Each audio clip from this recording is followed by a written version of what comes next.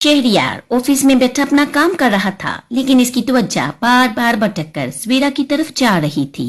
ये सच था कि वो उसकी तरफ देखता भी नहीं था, लेकिन इस वक्त सवेरा का सहमा हुआ चेहरा, भीगी हुई आंखें बार बार इसकी नजरों में आ रही थी।